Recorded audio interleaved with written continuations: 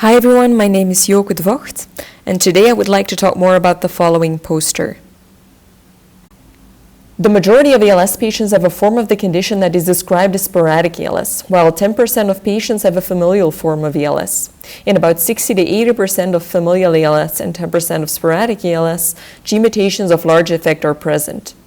The most commonly identified genetic mutations found in a European and Caucasian population are mutations in the C9orf72 gene and in the SOD1 gene. Little research, however, has been done into the cerebral glucose metabolic correlates of monogenic forms of ALS. So in this study, we focused on the glucose metabolic pattern associated with different genotypes of ALS in a large cohort of ALS patients using FDG PET.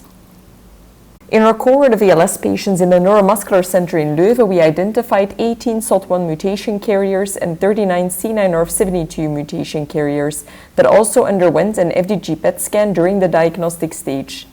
These were compared to an age, gender, and site of onset matched sporadic ALS group, as well as a group of healthy controls. The cohort of 18 SOD1 mutation carriers that we included in the study consisted of multiple variants of SOD1 mutations, of which the majority carried a D90A or G93C variant. Scans were obtained during the diagnostic workup of patients and were processed using SPM implemented in MATLAB. In comparison to healthy controls, we found widespread frontotemporal hypometabolism in all ALS groups, especially in the C9orf72 mutation carriers, as you can see on this slide.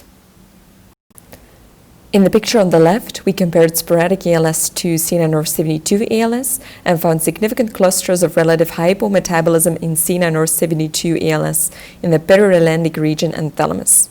In the picture on the right, we compared SOD1 ALS to C9orf72 ALS and found significant clusters of relative hypometabolism in the perirelandic region and the cingulate cortex.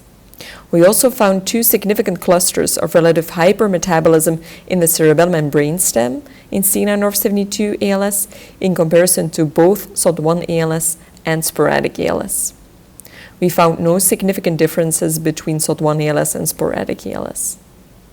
So what can we conclude from these findings? First of all, we observed widespread frontotemporal involvement in all ALS groups in comparison to healthy controls, and the pattern that we observed in SOD1 mutation carriers was very similar to the pattern observed in sporadic ALS.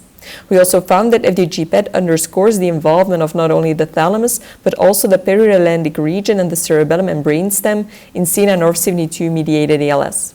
Lastly, potentially the absence of significant differences between SOD1 ALS and sporadic ALS may be driven by the composition of our cohort, as different variants are associated with different phenotypes, so perhaps also a different pattern of cerebral glucose metabolism. Therefore, multi-center studies are needed to study different SOD1 genetic variants. Thank you for listening.